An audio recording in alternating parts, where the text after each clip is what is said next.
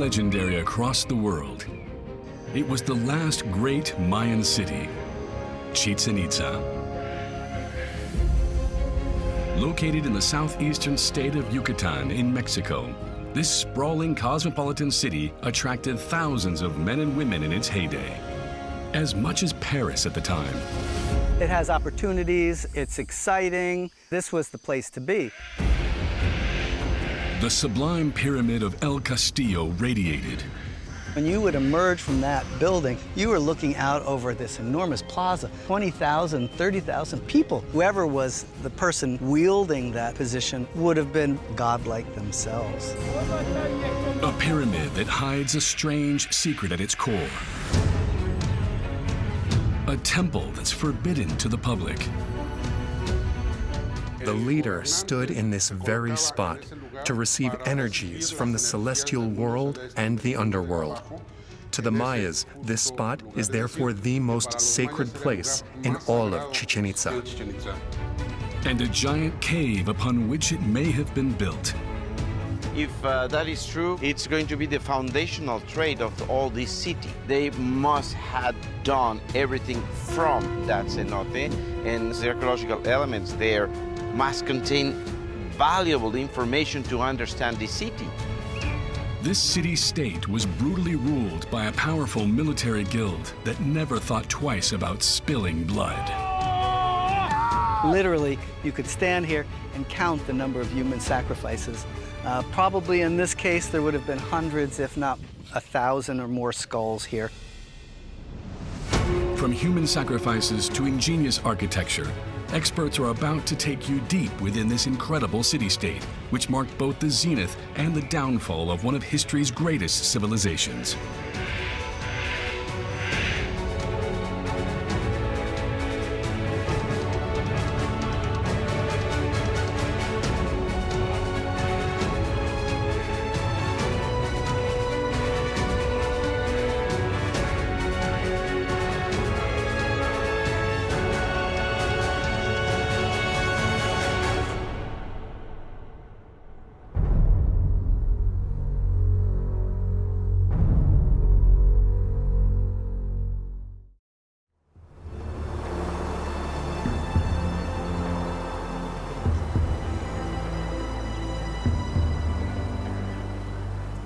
By the 11th century AD in southeast Mexico, Chichen Itza had reached its apex. It is the most powerful Mayan city in all of Mesoamerica. Built in the heart of the jungle, the city spreads over 3 kilometers. It includes dozens of lavish monuments. Among them is El Castillo, a pyramid standing 30 meters high, dedicated to the powerful snake god Kukulkán. It represents the city's religious center. To the north lies the Great Ball Court, a 170-meter-long playing field where 2 teams compete as part of bloody rituals. Towering over the canopy is El Caracol, one of the first observatories ever built by mankind. Its unique architecture allows for incredibly precise measurements of the movements of the stars. And finally, the Temple of the Warriors, with its vast covered arcade and its 200 columns, headquarters the ruling masters of Chichen Itza.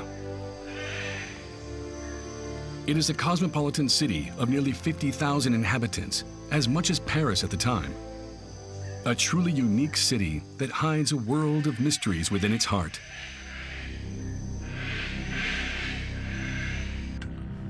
It is built over a network of underground tunnels that span kilometers, and caves so deep that even oxygen is sparse.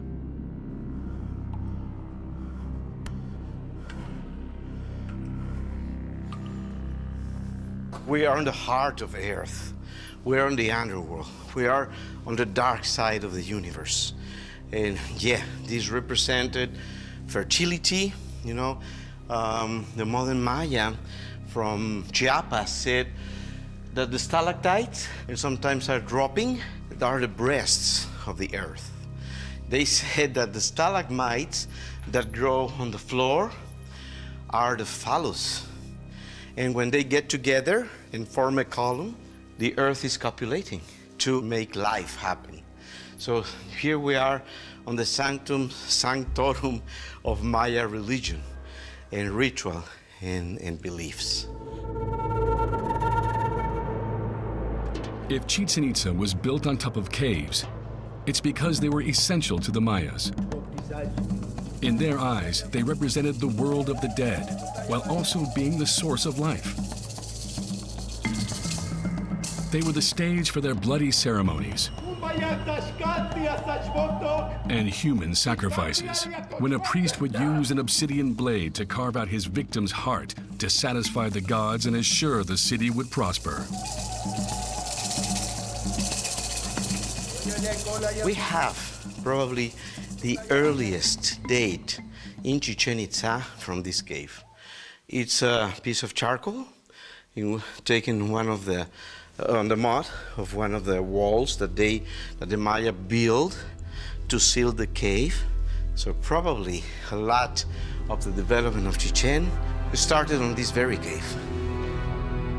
It was hence from great depths that the world's largest Maya city and its incredible pyramids rose to prominence.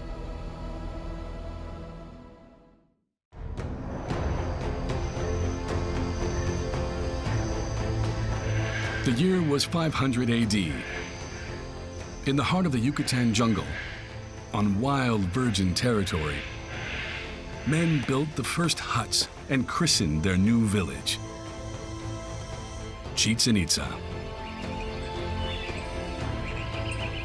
No one knows where these first inhabitants came from, but they were part of the powerful Maya civilization, whose cities flourished from the highlands of the Pacific coast to the shores of the Caribbean Sea. Meanwhile, to the west, the Mexican highlands were dominated by the most powerful city in Mesoamerica, Teotihuacan. Choosing to build a city here was no accident.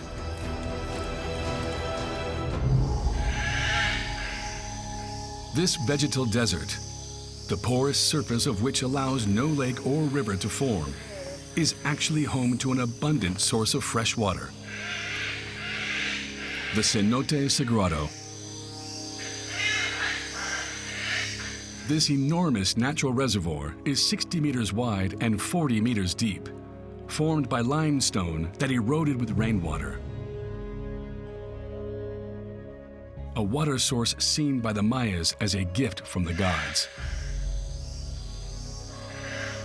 I do believe that the first builders of Chichen Itza came here because of the cenotes. And this one in particular, the most important sacred cenotes in the Maya area. I believe this is the mother of all cenotes. If we're talking about ritualism, if we're talking about cosmogony, this cenote was used to give offerings to the gods. Many of the offerings which have been found within the sacrificial cenote come from cities in the southern lowlands. So it is very likely that people went to Chichen Itza as pilgrims. Pilgrims that would strengthen the ranks of the Chichen Itza population. And that's not all, because 700 kilometers away, a terrible drought struck the Maya plains. Tikal, Caracol, and Palenque, large cities with tens of thousands of inhabitants, experienced a mass exodus. Their all-powerful leaders couldn't soothe the anger of the gods. We are understanding in archaeology is that communities, cities, villages are not forever. So maybe these people had to leave and they resettle a new place to live. So we see a general rise in the Yucatan in general of cities and communities in the period 7 to 8, 8 to 900. Chichen was one of these places. With the big cities crumbling in the south and given its sacred cenote, the odds were in Chichen Itza's favor to become a significant city. As a new order started to take shape, it began to work its way to the top.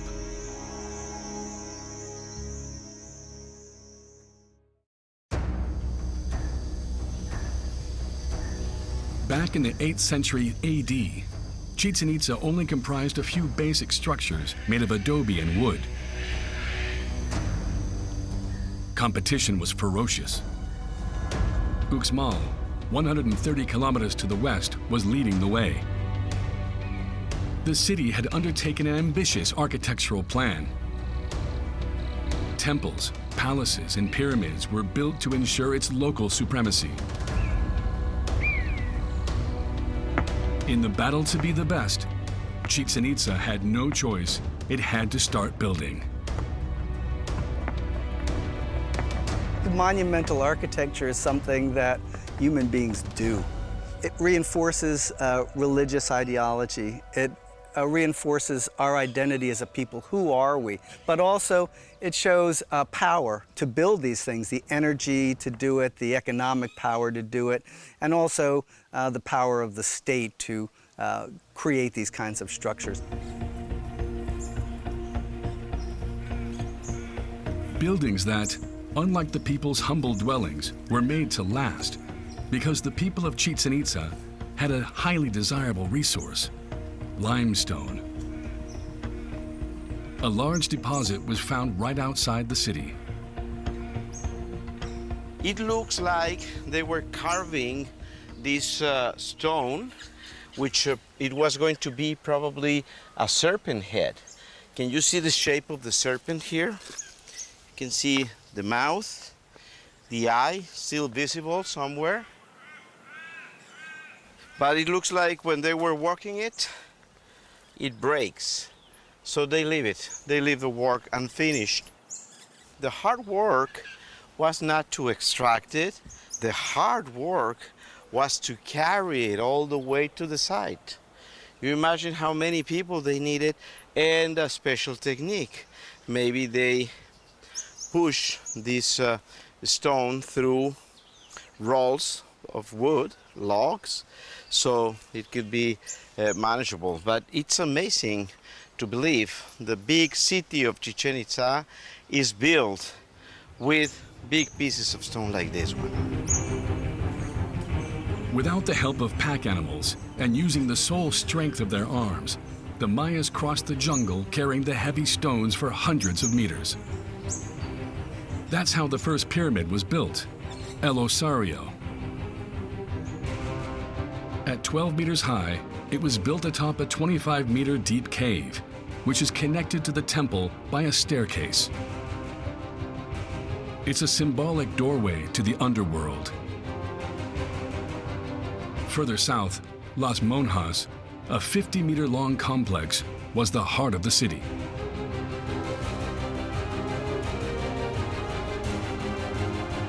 Its upper level was home to private apartments reserved for the elite, with long, narrow rooms. The Mayas were not familiar with keystones. The technique, which originated in the Western world, allows to distribute weight along the length of a supporting wall to create large open vaults. But the Mayas couldn't use corbelled vaults to distribute the weight. So even the elitist homes were cramped. Such was the price of durability.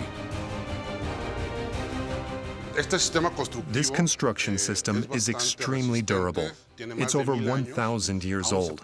We can still see part of the paint that decorated the walls. This is a sign that their system worked perfectly. If their civilization had continued to develop, perhaps the Mayas would have figured out the solution, much like the Western world did.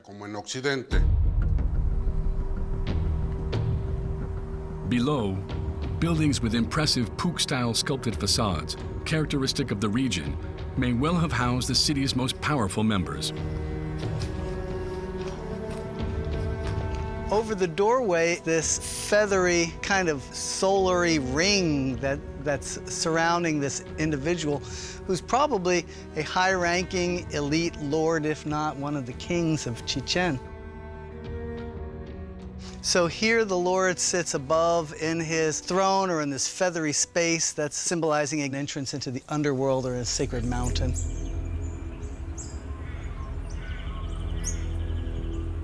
A ruler used Las Monjas as his palace. A pediment over one of the doors is inscribed with Maya hieroglyphics that provide precious clues to his identity. It's very common in Maya culture for the buildings or rooms to be inscribed with the name of their patron or the person who is tasked with an important ceremony. Here, everything seems to indicate this was someone very important back then. Kakupakal. Kakupakal, the first ruler of Chichen Itza, a man believed by the Mayas to be a living god, who also broke with the traditions set by many kings before him. It seems that power was shared by Kakupakal and Inil Kopol, his half-brother, and probably different members of a family. This may have been a reaction to the experience of the collapse of dynastic kingship in the southern Maya lowlands. People didn't want to make the same mistake and put power on several individuals rather than one.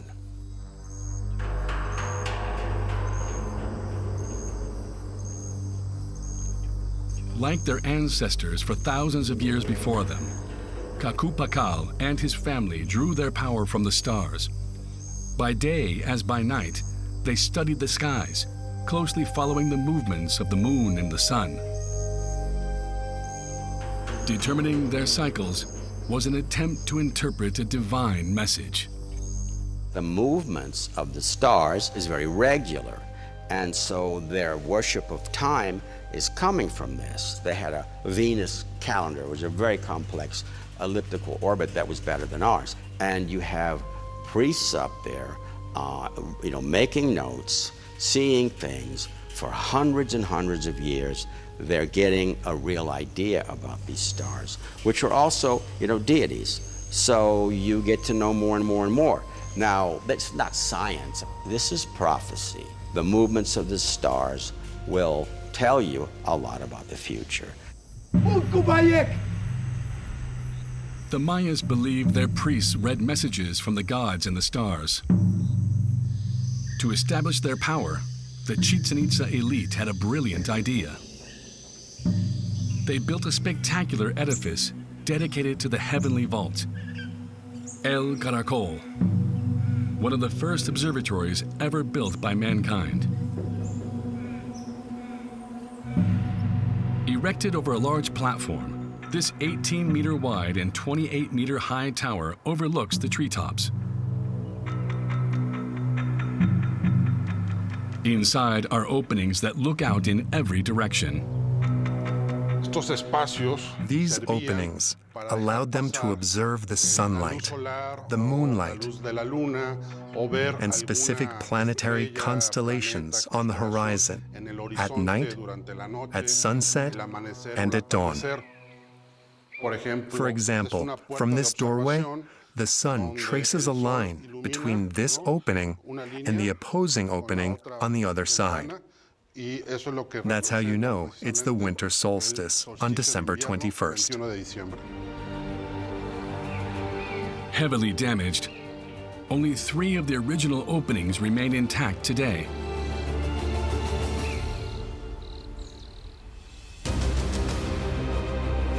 The first is aligned with the astronomical south. The second with the setting of the moon on March 21st. And the third faces the sunset on the autumn and spring equinoxes, as well as the northernmost position of the most sacred star in Maya culture, Venus. People have argued that the Maya had the original Star Wars because they used Venus in order to predict when to go to war and when not to. Venus was not the goddess of love, but a symbol of war. And so observation was more than just about the beauty of observing the sky. It was about controlling people, controlling politics, controlling the religious system, and so it's a powerful tool. On either side of the tower, 2 trenches trace its curve. Between 2 to 8 meters deep, their purpose remains a mystery to archaeologists. Recently, an engineer examining these decided that they were probably bases for moving screens. He argues that the Maya would have used gears and wheels in order to move these big wooden screens. These two screens could have been activated when needed. Moving the screens would have allowed for a greater number of precise observations compared to using only the naked eye. And if that's the case, that would have provided another really powerful source of astronomical observatorially ability. Now again, that's speculative and is not being published or written up by archaeologists. However, those ditches or those areas do exist, and an explanation is needed. With its one-of-a-kind Maya observatory and all its lavish monuments, Chichen Itza quickly rose to power in less than a century. But there was one essential developmental component the city was missing: control of precious commercial routes. The masters thus launched an offensive in the north, near the port city of Islas Cerritos.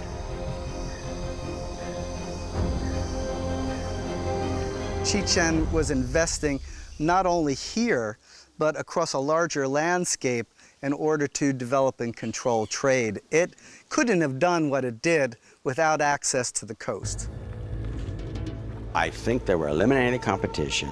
They would get control of all the trade routes. I mean, I think they were a predatory state. I mean, they would get booty and all of that. But if you look at what happened in the period, not very long period, afterwards, or maybe even during, they were extending a trade empire. Their conquests allowed Chichen Itza to control a territory of 100 kilometers and gave it direct access to the sea and a strategically valuable resource: salt. A lot of Mesoamerica itself didn't have access to salt. And in fact, Islas Cerritos is very close, within a few miles of the beginning of some of the most important salt-producing areas in Yucatan. So I think it's pretty clear to me that Chichen was controlling the production and distribution of salt as well. So it was an important resource, I believe, for the Chichen state. Chichen Itza became the greatest economic power in the region. From Islas Cerritos, canoes loaded with precious merchandise could reach all of Mesoamerica. It's a huge canoes, and it's very efficient. Why would you go so far? It's by water, but what really makes it efficient is you don't have to go through other kingdoms. We're gonna give you lots of trouble. You can swing out into the oceans. And what Chichen did was, in order to acquire and move these luxury objects, Chichen established coastal ports from Belize to the Gulf of Mexico. From the coast, Chichen Itza's merchants went deep inland, all the way to the Mexican highlands. A journey that took them some 1,500 kilometers away to Tula, the powerful Toltec capital. The ensuing encounter was about to completely transform Chichen Itza.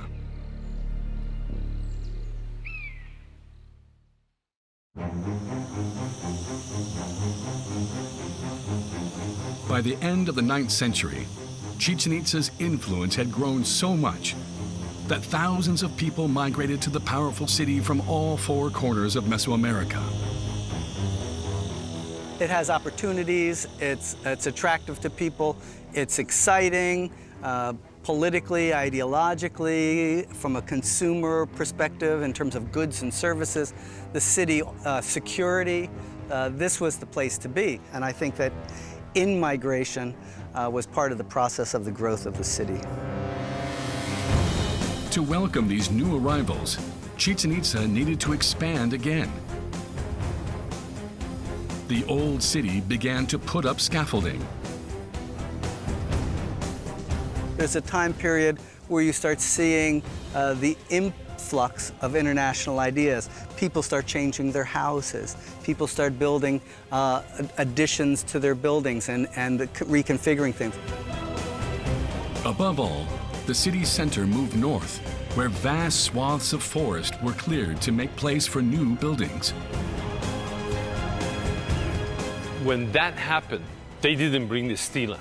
They brought to the new site center another way to depict or send a message about authorities. There's a sort of a big change in the architecture, in the murals, in the religion, in that layout. And the question is, what caused that? Previously built in traditional Maya style, the city began to radically change its appearance. In the new city center, one building came to symbolize this new trend: the Temple of the Warriors. This 150-meter-long complex is made up of several temples. Its vast underground chamber, supported by 200 columns, is unique in the Maya world. Crowning the top, two sculptures of the feathered serpent, a divinity that was previously unknown in Chichen Itza, frame a series of columns and bas-relief warriors. Archaeologists have long been intrigued by these architectural choices.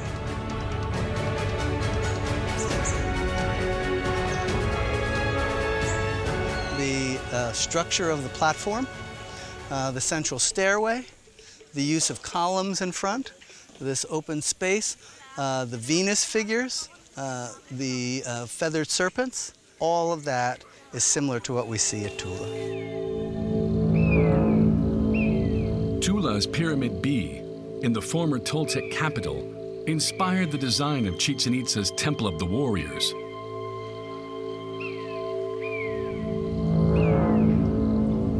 A side-by-side comparison of the blueprints of the two buildings reveals an almost identical structure.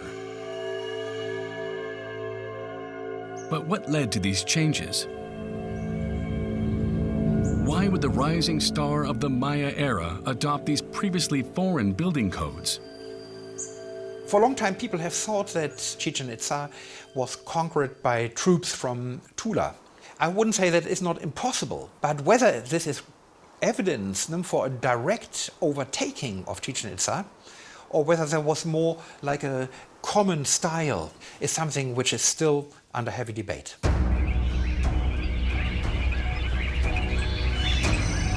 Whether a Toltec invasion took place or not, there's no doubt that the two cities are closely affiliated. Chichen Itza adopted the codes of its distant Mexican cousin. A change in style that coincided with the death of Kukulkán and a comprehensive reorganization of power in the Maya city. There's clearly a shift in the political organization.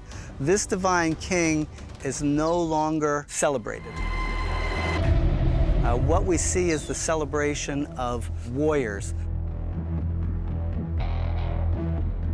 So it's probably a place where the social groups, the different warrior societies, came, interacted, carried out their official business, and it probably was exciting for young men to have an opportunity to publicly display their military prowess and abilities. So in some ways, I think this was a place where people could increase their social status by participation. The Temple of the Warriors became the symbol of the new masters of Chichen Itza. A powerful guild of soldiers that planned to impose their will upon the city and beyond. Once admired, Chichen Itza was now feared. Military power was so much more important at Chichen than the Maya centers and more organized. These temples are temples of warrior guilds, like unions. And so they would gather there, and obviously they would have a lot of power. And then what were all these Chichen people dressed up like warriors with warrior guilds? What were they doing, playing chess? It's war.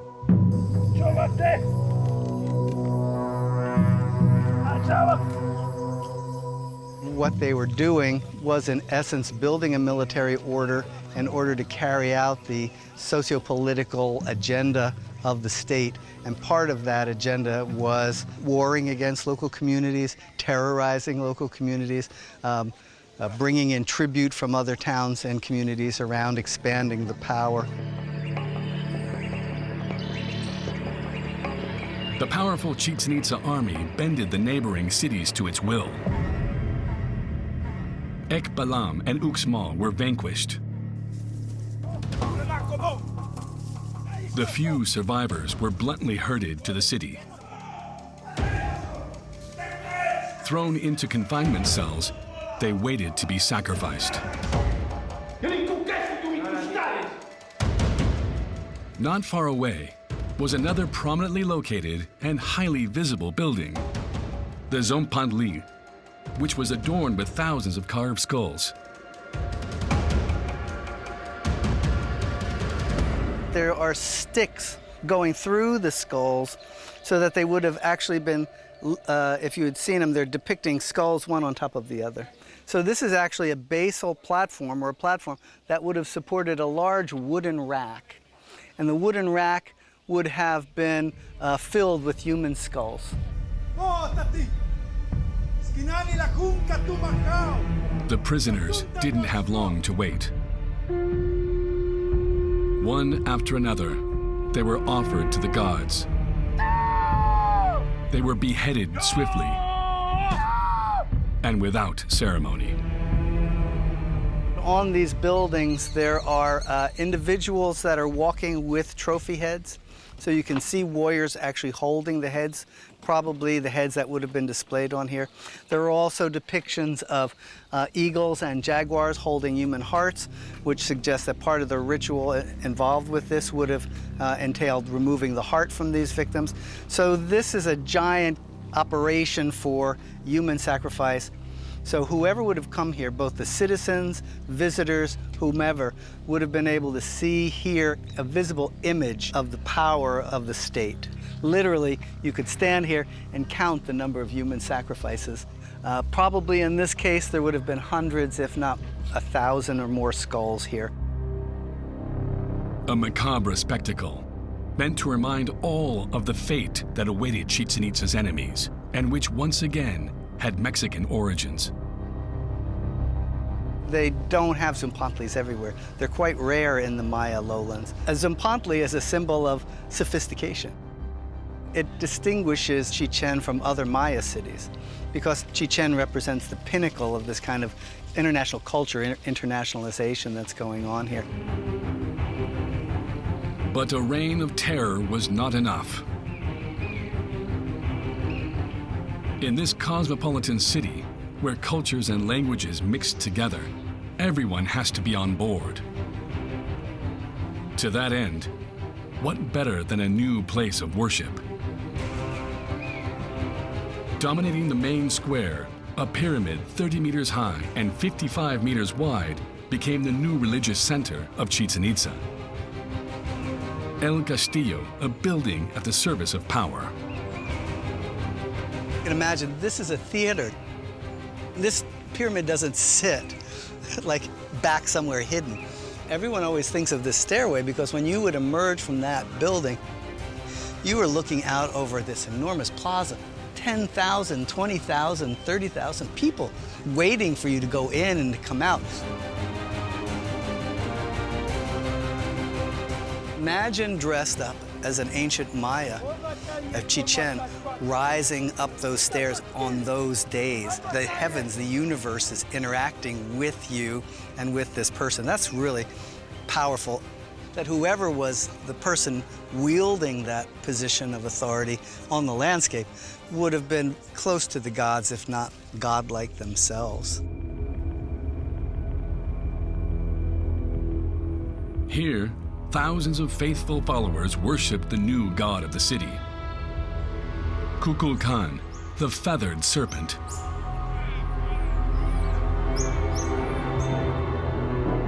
This being of Mexican origins was believed to be the messenger of the gods and the source of absolute power for he who knew how to listen.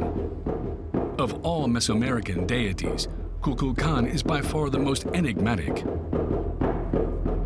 Some saw him as a supernatural being, while others believed he was a man of flesh and blood. Between myth and reality, the true nature of this serpent god seems to have been lost in the fog of history. Did Kukulkán exist? I would say, yeah, it's a mixture of the human being and divinity. The key thing is here is where does the human being influence ends and where does divine figure appear? One of the issues surrounding the relationship between Chichen and Tula was always this idea that the feathered serpent of the Toltecs was a living person who at some point left Tula and came south to Chichen and founded the city. Now, most of us don't believe that anymore. Why Kukulkán becoming such an unimportant deal? That really does have something to do with the connection with Mexico. He's a big deal over there. He may have been a deity which was regarded as a leader of the foreigners or somehow associated with the foreigners that came to Chichen Itza.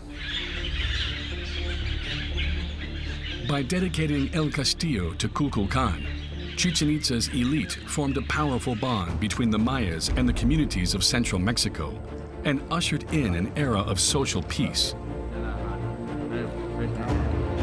El Castillo thus became the most sacred place in the city, connected to the most sacred star, the sun. This building didn't just sit on the landscape, it interacted with the landscape, particularly with the sun, for example. There are 91 stairs on each side. With the top, that's 365. So it's a space that is representing the year. The solar cycle is at the heart of El Castillo's mechanics. On the spring and fall equinoxes, the sun casts a shadow on the rail of the temple staircase that reveals a serpent made of light. A magical spectacle that marks the start and the end of the rainy season. During the course of the day, as the sun moves, the balustrade actually looks like a writhing serpent. And in the morning, it comes down from the heavens, and in the evening, it ascends back up into the heavens. So these balustrades are not simply architectural. Again, they're cosmological, right? Measuring time is at the heart of Maya cosmology. And in Chichen Itza, El Castillo is the key. In 1930, archaeologists made an incredible discovery.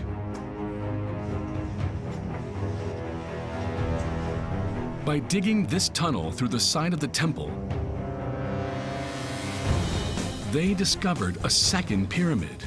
This one 16 meters high and structurally identical to El Castillo. At its summit, in the belly of the Great Pyramid, was an exceptional temple, forbidden to the public.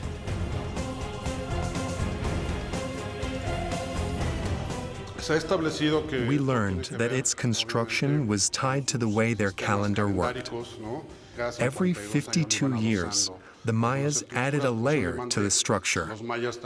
We're here in the second one, and it's very likely that beneath us lies the first construction level of the structure. 52 years, a length of time that's far from arbitrary.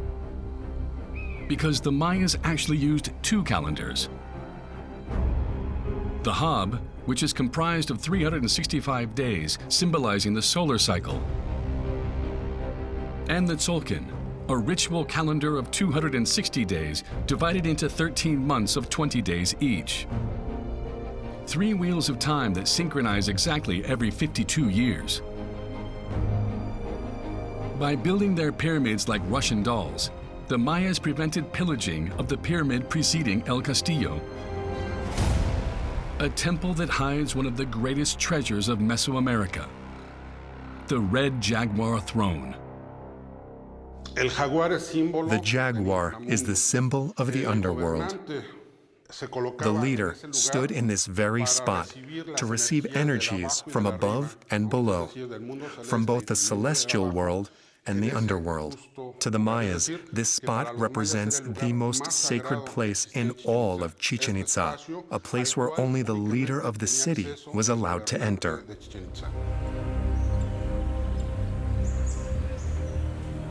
The vertical axis of El Castillo is the imaginary axis that unites the kingdom of heaven and the kingdom of darkness. It's a sacred place with a carefully chosen location. For El Castillo is located at the exact intersection of the four cenotes that surround the city. Sagrado in the north, Cholok in the south, Canjuyum in the east, and Holtun to the west. It's precisely here, beneath El Castillo, that archaeologists are on the brink of another incredible discovery. Using electrodes, they discovered a 20-meter high and 30-meter wide cavity, a mere 5 meters below the surface. El Castillo was seemingly built on top of an enormous cave.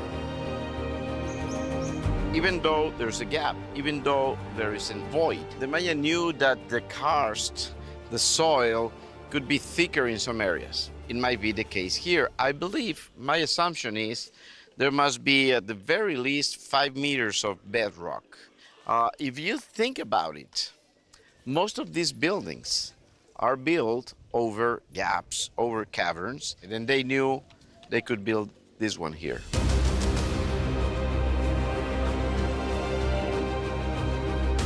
Only new excavations will determine whether there really is a fifth cenote here.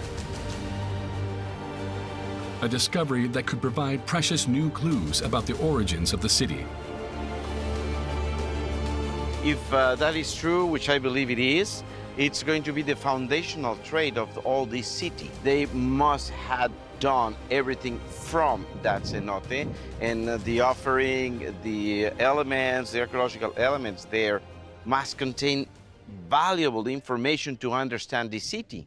Obviously, if there's a cenote underneath the pyramid, that's super cool, because that means that this building is in fact sitting on the direct portal to the underworld. We haven't seen the cenote yet, and so the day that they show pictures of that cenote will be a worldwide event. The military elite of Chichen Itza had completed their power conquest. The city was in their hands, and the surrounding towns had been subjugated. But in order to keep the peace, a social outlet was needed. To that end, what better way than a ball game? The elites of Chichen Itza thus had an enormous playing field built. 168 meters long and 70 meters wide, its rings hung some 9 meters off the ground. Spectator stands were built on both ends of the field. Along with a temple for the upper class, it was the biggest ball-playing field ever built in Mesoamerica.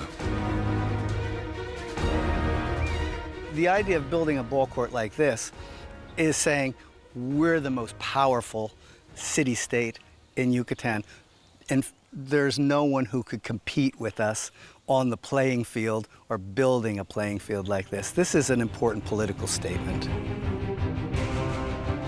In this 2,000-year-old sport, two teams battle on the field to score points by sending the ball through the opposing team's ring without using their hands.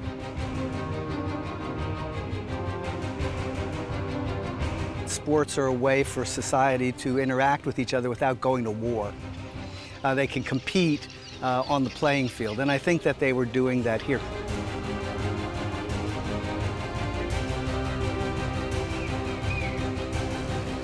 If we're standing here let's say 900, 950 AD, what you would see here is not just this plain stone.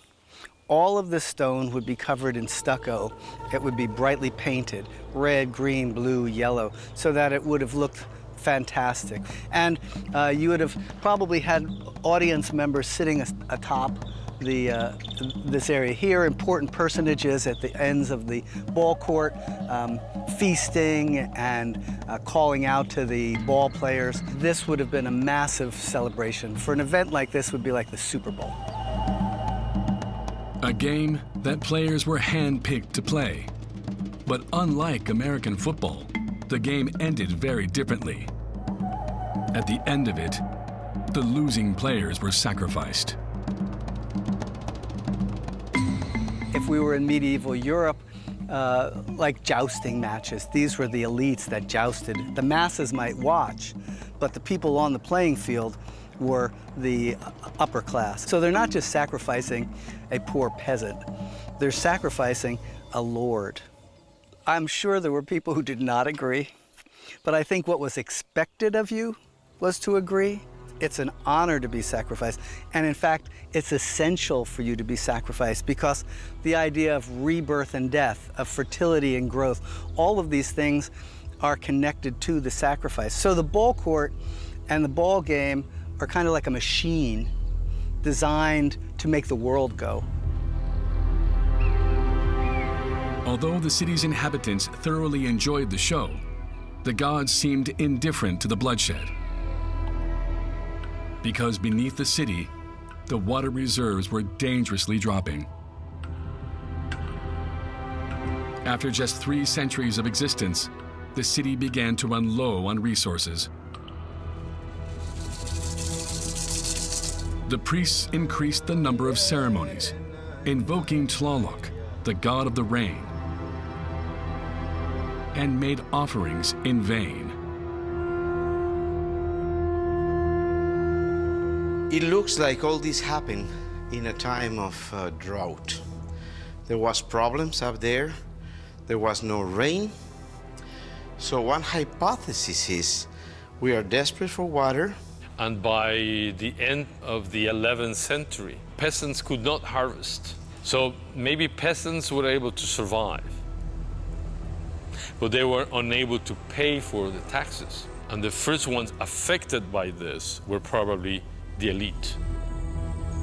Deprived of their subsidies, the city's elites are said to have simply disappeared. And along with them, the administration, the bureaucracy, and eventually the state. Yet not all archaeologists find this explanation to be convincing. This was probably a difficult city to manage. There were lots of different people with lots of different values and norms here compared to a typical Maya center. Trying to keep them all engaged and connected to the system may have been one of the biggest challenges that they faced. One of the things you think about is, look at the Soviet Union. There was no war. I mean, there was no calamity. There's no aliens. There's no comets smashing in. It just fell apart. And so systems can fail without major kinds of events causing them. Was Chichen Itza the victim of a disastrous climate event? Or did it crumble beneath its own weight? No one knows. One thing is certain. The powerful Maya city has never ceased to fascinate anyone who's been lucky enough to admire its temples. After Chichen Itza collapsed and was abandoned by the majority of its population, it continued to serve as a place for pilgrimage. And it was never forgotten by the local population. When the Spaniards came in the 16th century, one of the first settlements was constructed over the ruins of Chichen Itza. And thus, the story of the last great Maya city comes to an end. An extraordinary city that marked the zenith of a 4,000-year-old civilization. One that continues to leave archaeologists wondering.